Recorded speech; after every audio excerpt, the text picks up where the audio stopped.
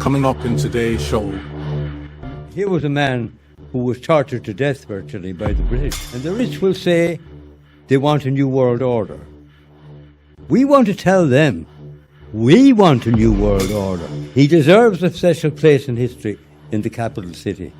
And I think in Mayo we should be making a move on that. Mass media preston is going to last. It could disappear as quickly as it appeared. Civilizations have come and gone before our time. Roman, Persian, Egyptian. These things rise and fall.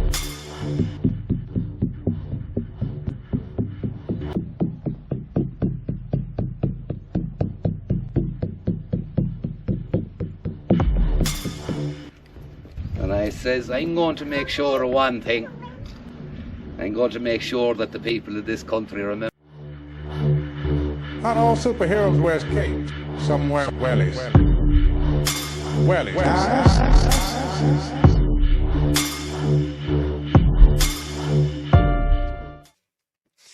Hello everyone and welcome to a very special edition of the James Conway Experience.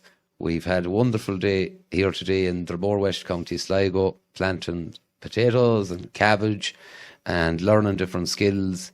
And we have a bit of a hero of mine here today, and he planted an oak tree for us and we showed him a little bit of artwork. The immense Mr. Tom Moran, you're very welcome. Thank you. So Tom, it's a great pleasure to be here. Well, we're very happy to have you here. Tom, I'm familiar with you, might be people out there who are not familiar with you. Will you please tell us where you were born and where you grew up and how you came to be the front man for trying to take Ireland back in a proper way, as the man says? Well, I couldn't claim too much responsibility for a lot of things. These things happen on the road of life. I was born in Westport, and I suppose I was politically aware for a long time of this country, and it seemed to me it was never going right. And the battle between the two Civil War parties went on forever. And each time we hoped maybe somebody might do the right thing and pay attention to the people. But that didn't happen over my lifetime. But we talked about heroes and past history, but we had no models in terms, except perhaps, if I look back on it, Dr. Noel Brown. Here was a man who stood out among men, a man of the people, who in his time took on the task of eradicating tuberculosis in our country, which was very rampant in the 1950s, just after the war. About the same time as we adopted the British system, the National Health Service, NHS, which we now want to dump in favour of the HSE. Anyway, that's rambling a bit.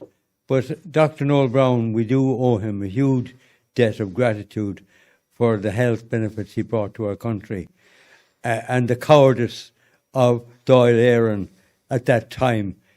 Both the clergy and his comrade all betrayed Dr. Noel Brown. And it's to eternally my great regret to see how shabbily this man was treated. A man who gave so much and got so little. Anyway, I went to school, to the Christian Brothers School. I read most of the history, but curiously, I don't recall doing anything in particular on Mayo history and Michael Davitt. And I think that's a great lamentation on my part, the fact that we didn't do Davitt. Because Davitt was most consequential, not just for Mayo, but for the whole country. I mean, here was a man who was tortured to death virtually by the British because he was a Fenian and he took up arms and he was a nationalist and the right frame of mind, a man with spirit, and they tried to kill it off. And they all about nearly did that in Dartmoor when they reduced him to a skeleton nearly. The man that came back to Mayo barely alive to rouse the people, to get people to realise that they had the power to change things. And what he actually achieved in that time is the most extraordinary part of our history. And to think that we weren't even taught about us in Mayo in my school days. Well, David, with the Land League you're referring to, we all owe a massive debt of gratitude to those men, because it was those men who assured that we could live in our country and grow in our country. Why do you think, Tom, that there's so little highlighting done to young people about some of those, what I'd refer to as Irish heroes now? They really, in the last couple of years, seem to have neglected teaching the youth about those men of old who we owe such a debt of gratitude to. They are seriously neglected. They're more happy to talk about Charles Stewart Parnell as being the architect. Charles Stewart Parnell was around about the time of David, but the driving force was Michael David, no question about that. And he was the man who brought people to Crossroads, spoke to them, had huge gatherings. They obviously terrified the British government, because the British government were forced to parley, as they say, to sit down and talk about this, because David got the upper hand because he had the power of the people. This supreme power, when people are united, nothing can stop it. Police, army, government. Only God Almighty can stop a united people from achieving what they want. And that unity is what we hope in our time, before I depart this world. Togetherness and standing together and forgetting about small petty differences in politics. For the good of the people, take on what's there and throw them out, physically throw them out. Because these people have no special powers. They're probably the most incompetent bunch of people on this frickin' island at the moment. And they are imposters in the job they propose to do, because they're not capable. They don't even know their brief in most cases.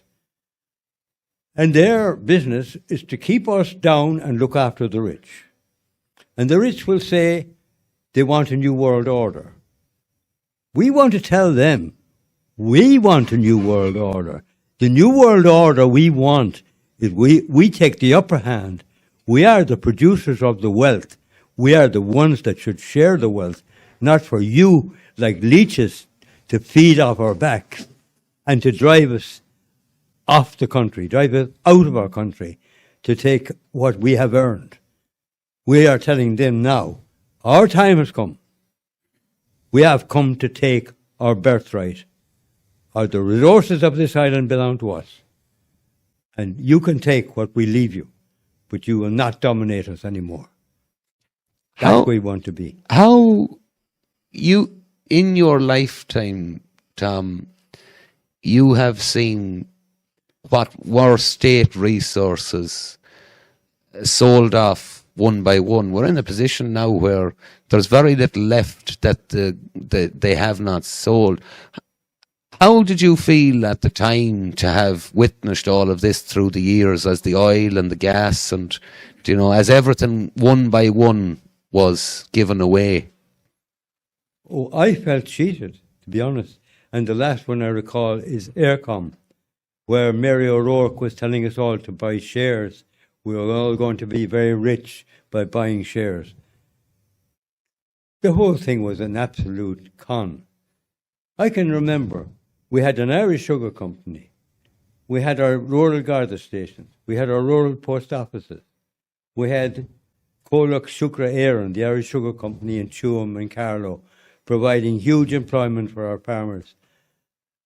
The final kick in the teeth for me was to see Pascal O'Donoghue offering Aer Lingus, the national airline, to IAG as a present. A thing that the Irish people had actually paid for and built up. We were too slow to say, stop, that belongs to us.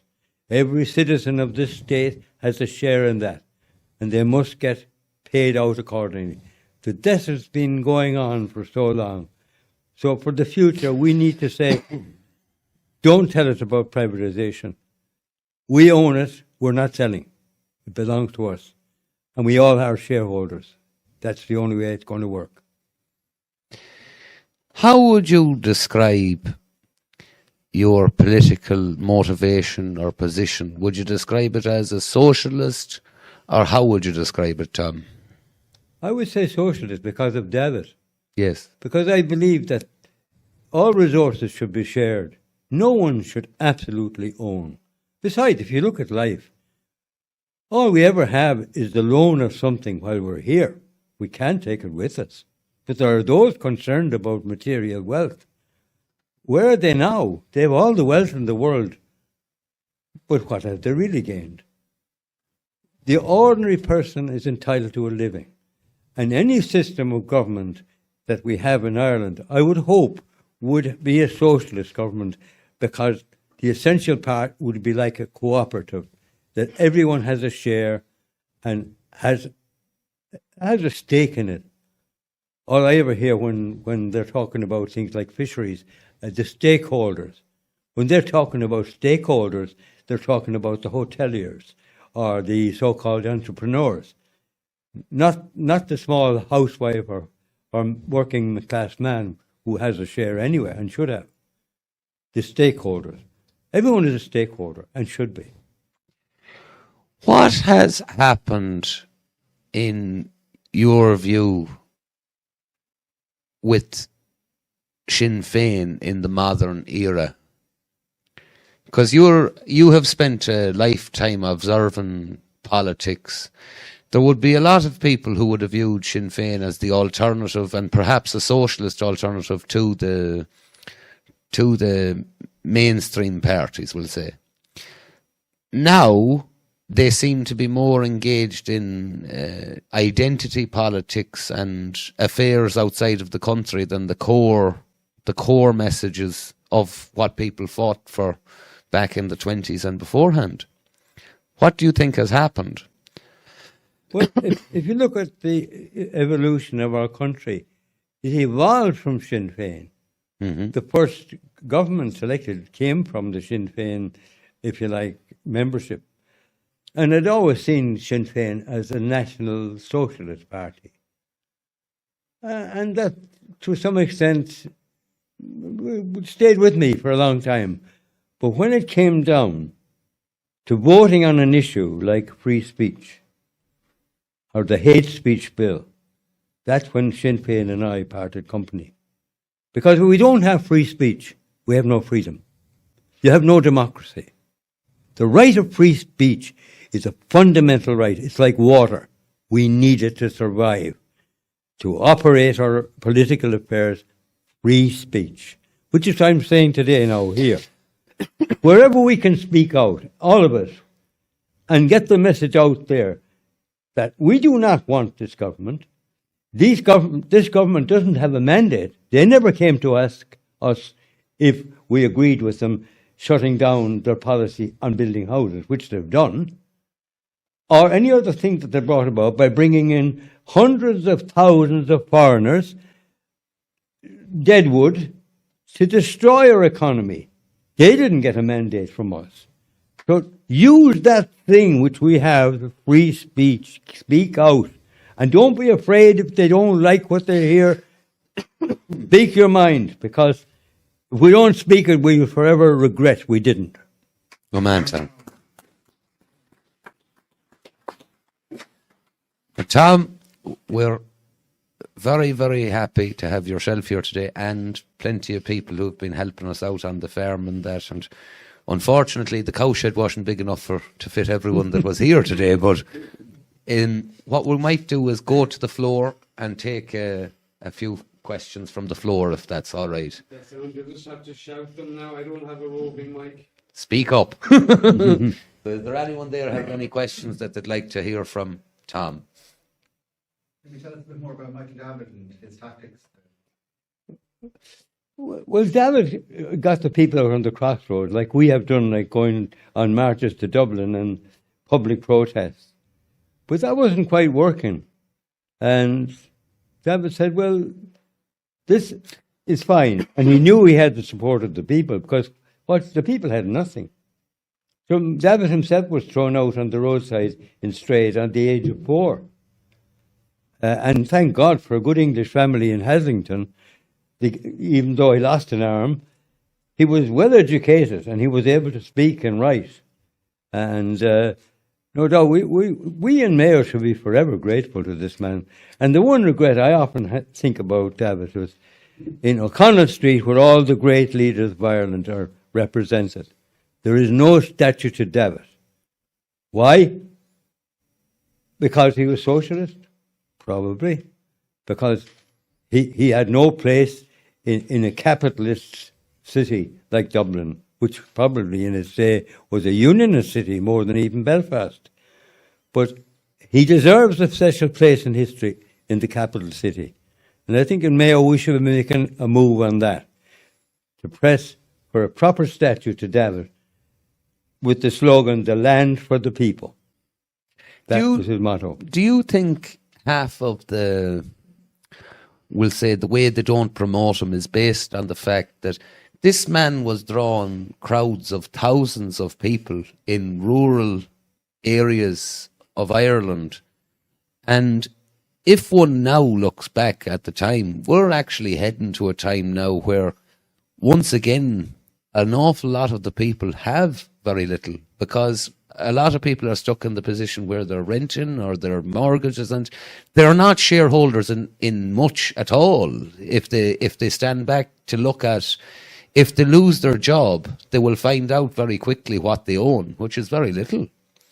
And do you think that the way they don't promote David is because he was telling the people, you own it all. This is our country.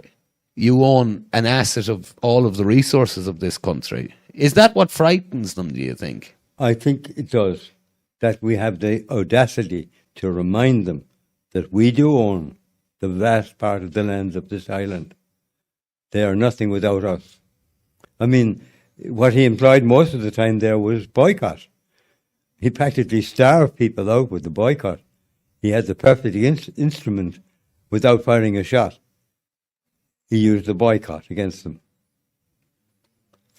In the modern age, is that something that can come again? Because I speak to a lot of people and I say, there is a group of people in this country who stood up for themselves and stood up against the government or that, but as a group they need to come together and trade amongst themselves, you know, because what we need to be doing is promoting our own tradespeople, promoting our own artists, promoting our own farmers from within that subsection of society who stood up to things. It cannot be replicated in the modern age, the tactics that David used. James, I think you could be wrong in saying that. I think this is particularly why it will work, because we don't have RTE, the propaganda media, but he didn't have anything at all. And the media, well, I suppose, was by the ruling classes in the towns, but he managed to get those people out at the crossroads. And in doing that alone, he took over the balance of power, people power. He proved for all time that the power of the people is supreme. It dominates everything else. And David was able to manipulate that to get back what he desired for his own people. The right to their land, the right to live in their own country, the right to have a decent living. That was David, no question about it. As I say, we should honour him at every opportunity. Does it frustrate you that here we are on an island that's immensely fertile, oceans filled with fish, gas, oil, wind, and 5 million people are willing to be dictated to by a couple hundred? It's absolutely absurd when you look at it, because these people haven't the power. We give them the power. We do it psychologically, but we are the power if we believed in ourselves enough and stood up against them. That's where the strength is, standing up. What has changed in the Irish psyche, do you believe, in your lifetime, that people are so unrebellious at the moment? Because I have my theory on it, which is a lot of people now live a life of relative comfort. Most people have to admit, you have central heating, plumbing, electric, a lot of things that were not common in David's time. Has that softened people in your regard? It has, but no more Ireland than anywhere else. But it has made people soft. As we were out there today, coming in contact with the soil and looking at the source of all life itself, the soil, we're brought face to face with reality. And when an atomic bomb falls, God forbid, we're back there. We have to start from scratch again. We must never lose that connection with the soil and the earth. And our whole purpose on earth, even, in the more basic terms. But to be able to fall back and to be able to adapt, to live on relatively very little, we need to start learning how, because that may face us in the future. There is no guarantee that this electronically controlled mass media system is going to last. It could disappear as quickly as it appeared. Civilizations have come and gone before our time. Roman, Persian, Egyptian. These things rise and fall. That the fact that we don't forget basic skills is very important. That I believe we must always keep. Yeah, no, I agree with you wholeheartedly. Can you tell me a little bit about the Westport that you remember in your youth and the changes that you've seen? And what are the major changes that you have seen and kind of the lifestyle of Ireland, we'll say? Well, Westport was a very much together society generally. But over time it changed in ways that made people more selfish, I think. People grew apart rather than coming together. As I say, I grew up a good while too out the countryside in a place near Ahagaur. And I was just recalling it there today. You'd be walking the road, maybe I'd be 8 or 10 years of age. But if somebody had a car that'd stop and offer a lift, or if they had a pony and trap at the time was the favourite thing for going to Mass on a Sunday.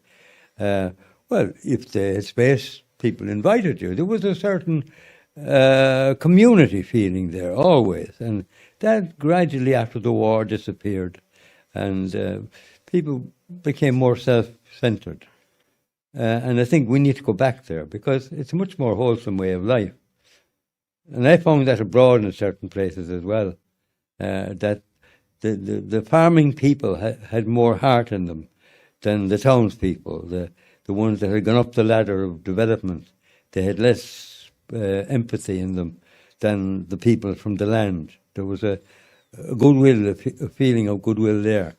And they would share what they had. And that was their way of life.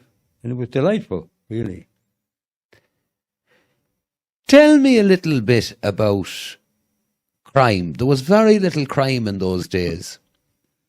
And you were dealing with a society that most people had very, very little.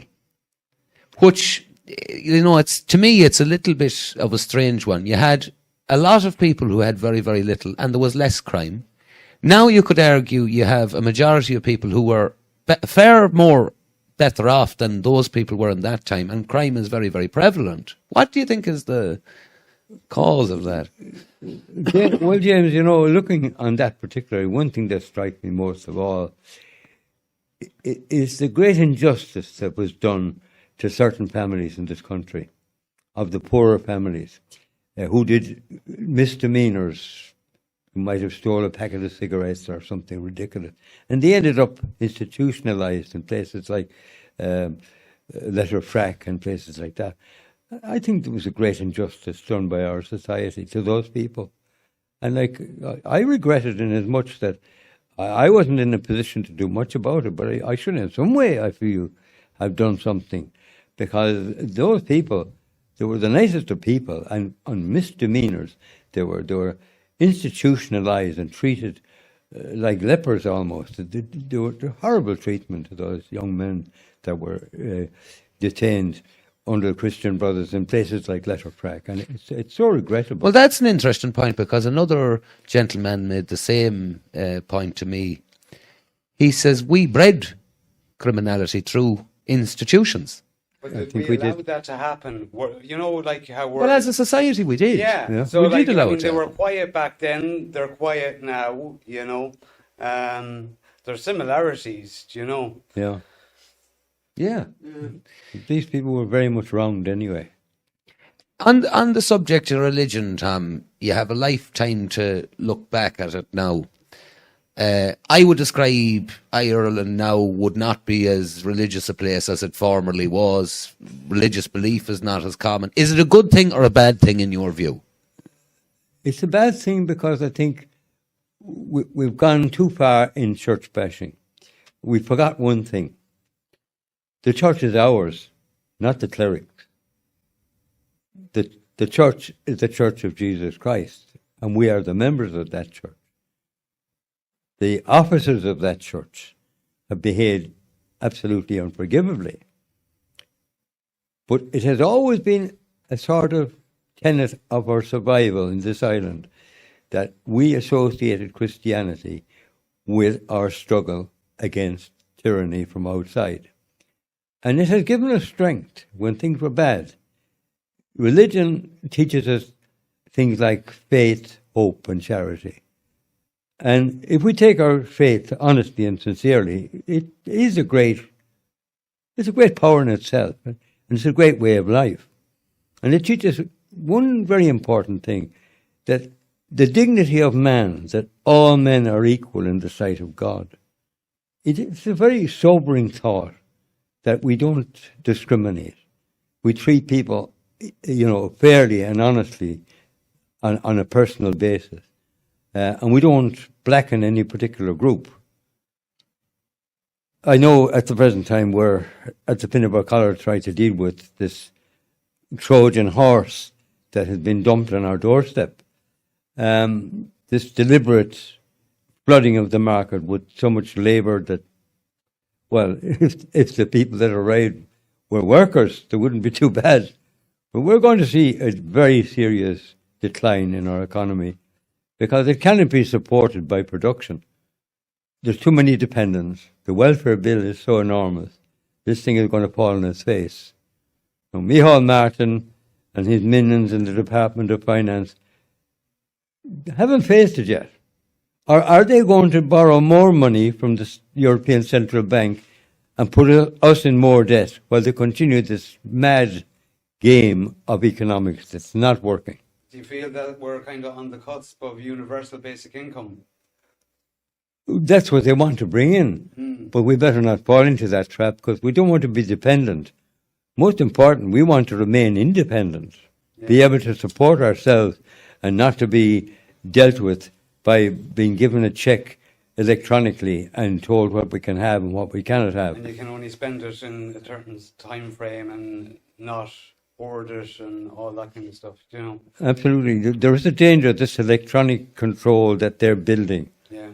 But again, there are subtle ways of getting rid of that too, which we won't go into here. The mightiest toy that they have can be brought to nothing, very simply.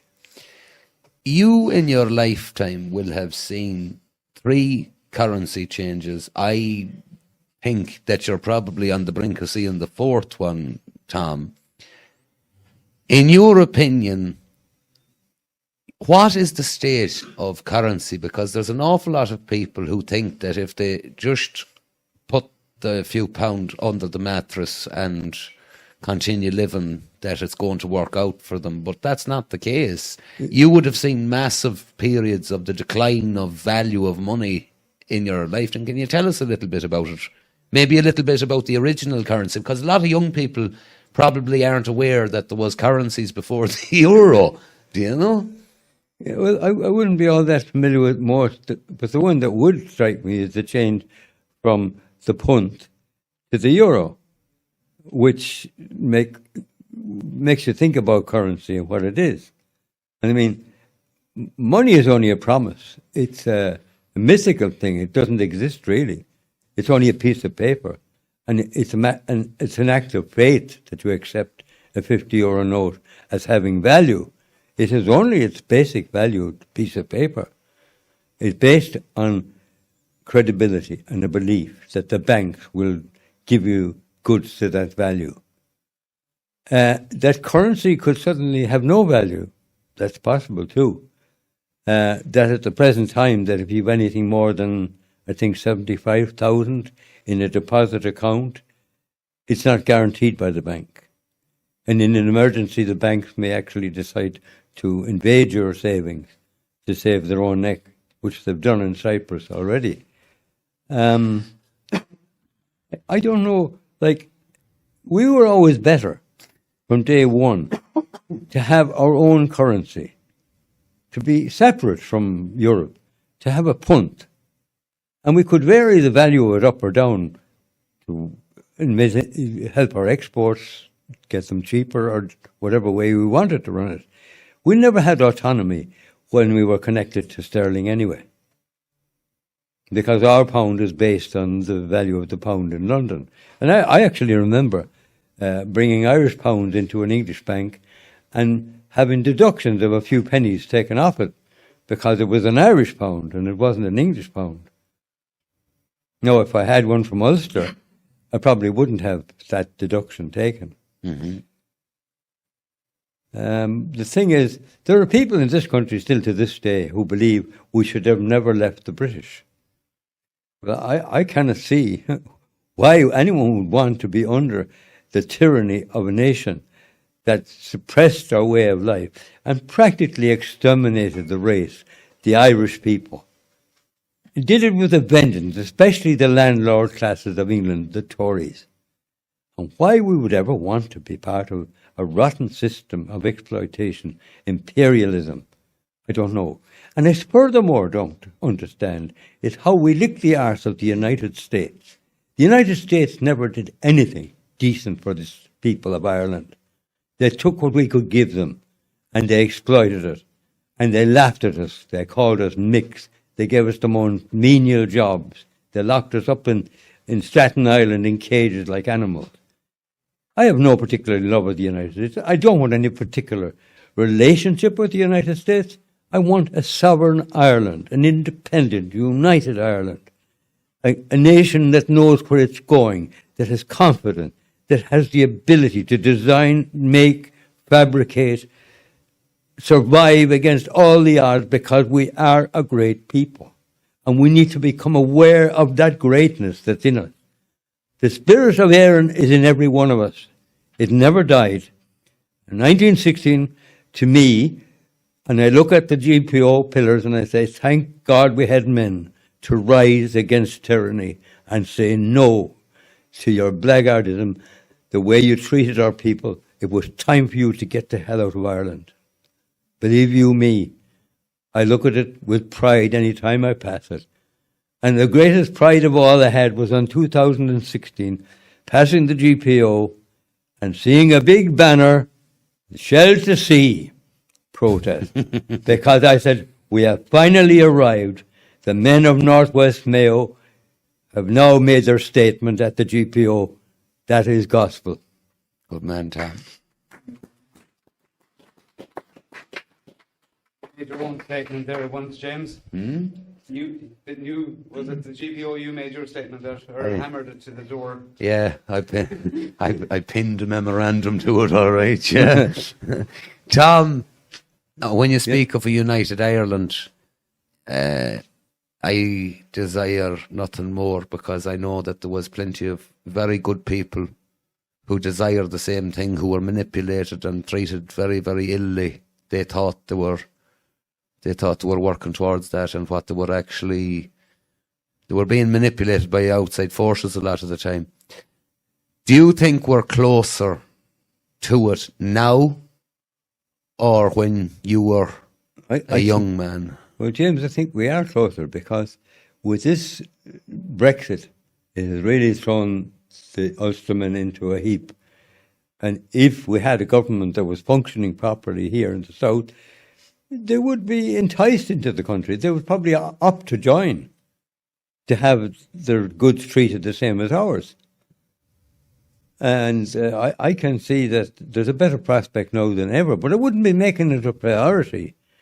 The more important thing at the moment for us is to gain control of our parliament, to be able to have a government that speaks for the people with the authority of the people.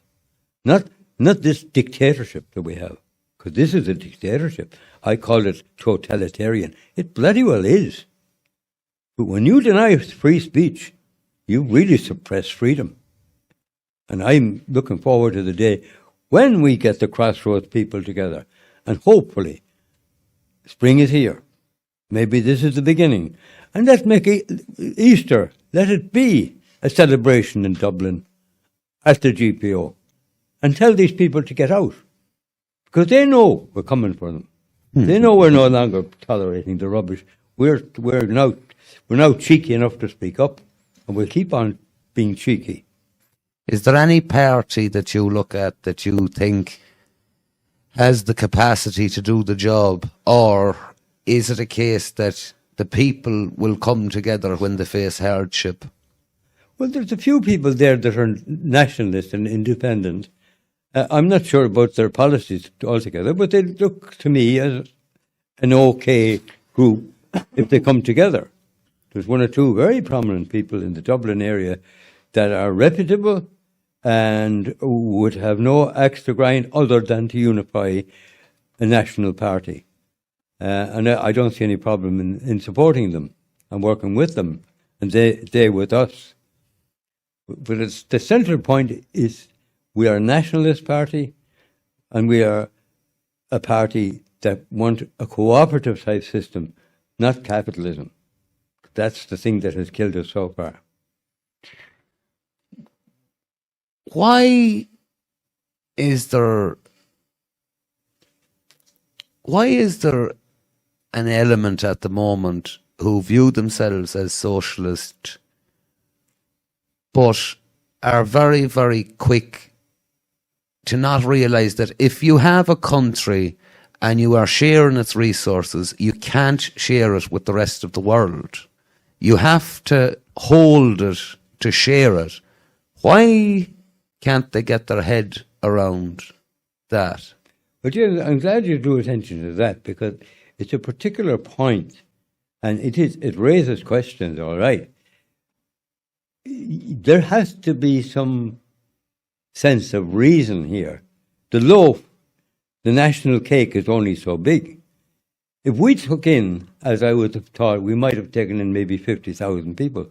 But at the present time, we have 300, 400,000 people who are not productive. And land them in on the people that are already struggling without proper housing, without, in fact, children not being adequately nourished, without places in schools for children even. We're running short of spaces. We have an arrogance from some of these guests of the state, you might call them. I can't understand this, people going out in the street against the ordinary people here and saying refugees are welcome here. We can't take the rejects of the world and carry them. We have to support our own children first. My philosophy, and I told this to the parish priest on one occasion, charity begins at home, Father. You can talk all you want from the pulpit about bringing these people and cherishing them and nourishing them. Nobody mollycoddled us. Charity begins at home. I agree with you wholeheartedly.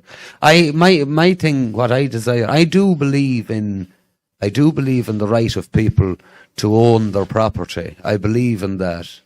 My desired form of government would be a blend where assets like wind power, gas, oil, things like that are shared amongst the people for the benefit of the people.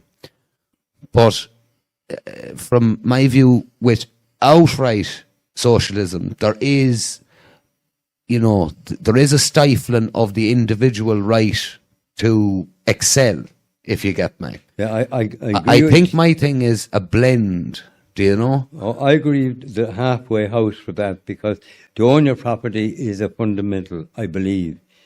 Anything after that may be negotiable. Yeah, I think a blend would be a good choice in that situation. You have seen a lot of leaders in your time come and go. And there's been a lot of leaders in the world, the likes of Gaddafi. You know, we must remember what Gaddafi done was. Gaddafi unified the warring tribes of his own country, got rid of the English, got rid of the French, nationalised his oil, brought a standard of living to his country. You'd be old enough to remember that. And then all of a sudden, he was portrayed all around the world as the most demonic, evil man who ever existed. People forgot the good that he'd done. Yes, James, I agree with you. What is the power of narrative in time, Tom? Because you were long enough around to see what time does, like. Not alone do I remember Chavez, but I also remember, and I think it's a great tragedy, the Battle of the Cuba and Havana, and Fidel Castro and Che Guevara. Here were revolutionaries. I happened to be in the hotel. I took a trip after I retired. Hotel Sevilla. This was the hotel that Castro and his friends walked into one night. And he told the Americans, "Hey lads, you've overstayed your welcome here. You're blackguard in the country. You got a week to get out of town." And they did. And they are still, to this day, they talk about the bigotry. They still have sanctions on Cuba because Cuba got the upper hand. And to my mind, you know, America, to my mind, is the greatest evil of our time. Because this Gaza genocide, and it is genocide, it's the most horrible thing. And we have, as Irish, the greatest sympathy for those people. But who fueled the fire except Joe Biden from Dundalk or wherever he came from? He's no son of Ireland. The United States stands accused as a mass murderer, and the President of the United States should go before the courts for human justice to be tried for either manslaughter on a mass scale, but genocide would be more definitely the actual charge. It's horrid what they've done. And they continue on now talking about Ukraine. That's the other chapter we've forgotten about that already. We can bury that as if, you know, we have no guilt. America still will rot for what they've done to the Palestinian people. That's all I'm saying. You're a very interesting man to me, because I know plenty of characters your own age, and they do not see any of this at all. And I have to put this to you, because you identify and you have empathy for young people. I've met you, I've talked about it. You think it's horrendous that they can't find a home. You think it's horrendous that they, you know, are forced to immigrate when they're highly educated and all the rest of it. Why have so much of the older generations kind of just faded off into the sunset without raising so much as a rebellious call? Why do you think that's happened, Tom? I'm not sure exactly, but I've never seen age as a barrier to communication. I like talking to young people, and I find young people quite interesting. But I think young people are not getting enough attention in the right ways, and these gadgets that we have, they're not educating; they're destroying. It's what you're doing out there in the field at the moment is an education, proper education. These little second magic boxes, they're not never going to grow a spud or do things that are important. They're a tool in the hands of the rich at the moment.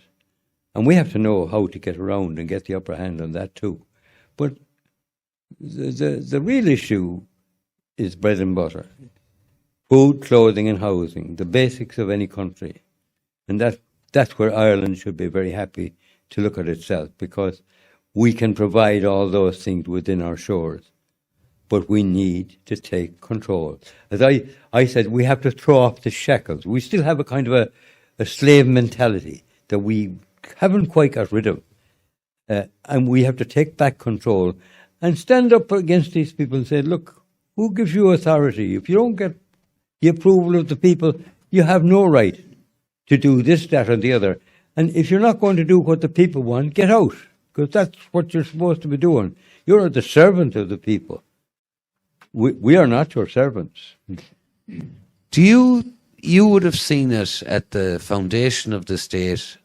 We threw off the shackles of England, so they say, you know. We put on the shackles of the Vatican, in my opinion, after. And then when the Vatican became unattractive, we put on the shackles of the EU. And now in later years, we seem to have put on the shackles of the United States. Why is it that we always seem to think we need a big brother looking out for us? We were so beaten into nothingness that we needed somebody to look up to, whether it was a church, some king that we devised ourselves, or something or other to look up to. It was just to fill a void that was there in our character. But I think in recent history, if you look at Irish people, they're taking the top positions across the globe. We're talking there this morning. The head of the English banks, the exchequer in London, was a fellow called Carney. Turns out Carney is from County Mayo, believe it or not, at the top job in finance at the Crown, which I think sterling is still one of the strongest currencies in the world, even yet. And to think that an Irishman is capable of running an organisation as big as that operation, it's nearly as big as the Vatican. And that's a big bank. But that just shows you that even at that level, and if you come to looking for designing new equipment and one thing or another, you'll find Irish people at the top of every department doing the best that can be done. Well, Tom, I want to thank you for coming here today, for meeting all of us here today. And have you a statement or a quote in either in English or Gaeilge that you'd like to finish off the episode with? Well, a very short one, and I said it before. And I think we finished up in Castlebar a couple of years ago at a public meeting with a fella singing The West Awake. And I'll conclude by saying this: the West can and will win, because that's what we're out to do, and we're only starting. Thank you, Tom.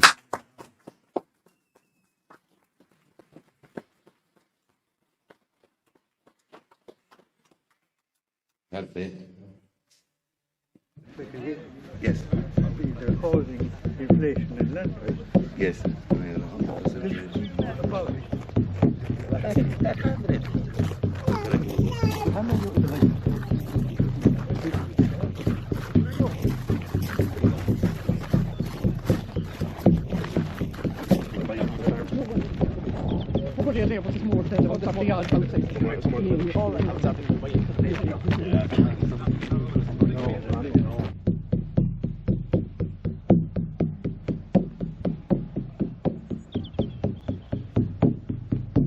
Time in my life in Dublin at a protest, and like when we came down the road, he started telling me about all the things we could do and should do to get the country working as it should.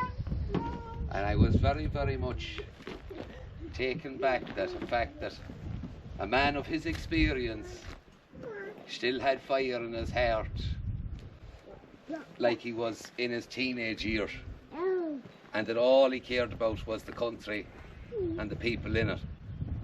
And I thought, I'm going to look into you a bit. And I made inquiries, and every story I heard back was better than the last one. I met him another day, and I says, I'm going to make sure of one thing. I'm going to make sure that the people of this country remember who you were. And my uncle used to tell me, to be an Irish hero, you had to be young, good looking and dead.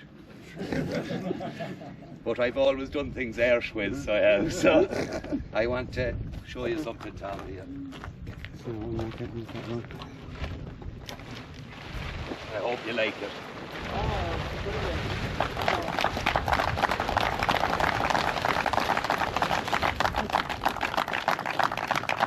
Fine. Thank you. Good job. Congratulations. Well done. Thanks for a lifetime. Fair play to you. So that's that now, and I hope you like it. The Dutch are feeding so many, certainly this island could feed a lot more. Yeah. And I suppose really if anyone's thinking about it, we have the potential, huge potential in the food industry. And it's one of the things they won't do because they have to work at it. They're happier to go with foreign inward investors to bring them in to create jobs because they're too bloody lazy to create the jobs based on our resources. And where the resources are concerned, they give them away. The oil, the gas, the gold and the silver. Hand it over. Our birthright. It belongs to every single one of us here. And then they quietly go off and they privatise. The last dirty deed was Aer Lingus, our pride of the skies, our national airline.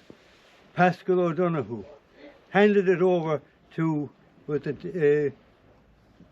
IAG or something, a combination of British Airways and Iberian Airways. A gift from the Irish, and we got nothing. We, the shareholders who built all these companies. They've done the same with the rural post offices, they've done it with the Garda station, they're pulverising the people, they're continuing to squeeze until we get up and fight back. They will absolutely trample us out. There is no regard for human life here. This is a predatory animal on the loose, and we have to tame that animal. And the only way we tame that animal is by the might of a nation, of a people together, unified, because we are the power. And David taught us that, and we forgot it so quickly. The united front of a people together, no government except God Almighty can stop it. That is the power of the people. So be ready to fight. Let us say, if we go down fighting, at least we've done our best. Come on, Tom.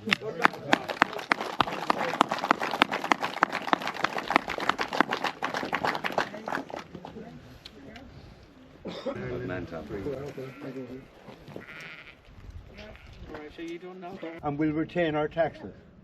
This is the kind of thinking, economic starvation for them. Because we are the pawns in the game, but we have the power at the same time. They only kid us by trying to frighten us. But as long as we stand firm, we will get the upper hand. We need to get out on the streets, not be ashamed to stand up for our rights. But there are too many people hiding and hoping someone else is going to do it for them. I think we'll shake them out of their complacency very soon. It's coming to that point. But I believe we can win. I really do. Here. I just want to welcome everyone here today. I think it's absolutely so inspiring to see so many women, men and children here, and it gives me great hope for the future.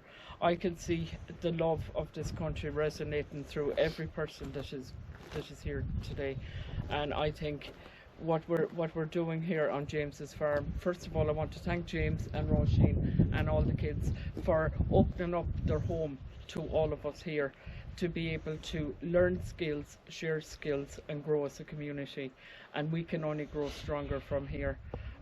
This is our moment in time that we've strategically retreated to gather our skills and get strong as a people. And from today onwards, we're going forward. We've planted our oak trees, our fruit trees, and our vegetables and fruits. And we have the animals here on the farm. And all through the year, there will be different classes to show life skills where everybody can incorporate it in their own homestead, and in turn bring it to their own communities. And it's only a good thing what's happening here today.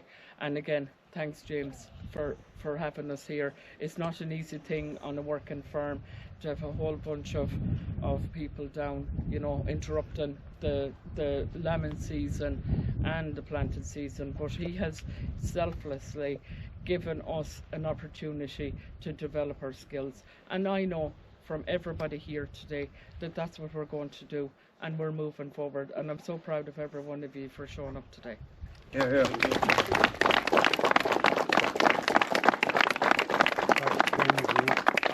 head in. There's stew, sandwiches, tea, coffee. Help yourselves. And Gert is going to show us how to use these Amish type devices for seeding and that. Thanks to every one of you for turning up. Massive thanks to Patricia and also the other people who helped to get this done. And the artists should be here, there's no doubt about it, but we live in an environment in Ireland where people are genuinely afraid at the moment. That is the truth. They think their business and everything could be hurt by working with the likes of myself and that is scandalous, because we're meant to have a nation of free speech and free expression and all of that, and unfortunately it is difficult at the time. But that all comes back with people being brave, and all of you are very brave for turning up today. All of you are very brave, I see on the groups and that, and keep being brave, that's all I'll say. You know, we have an exemplary man there. He spent an entire lifetime trying to waken people up, and I think the penny is just beginning to drop for a lot of people.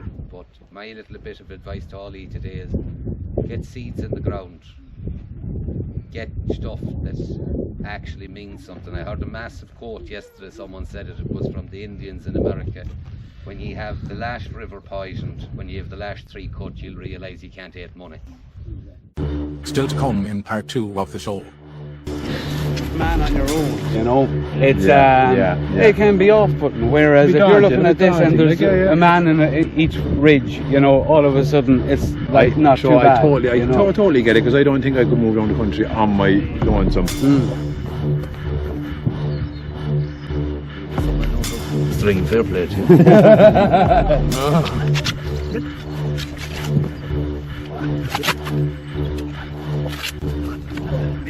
you.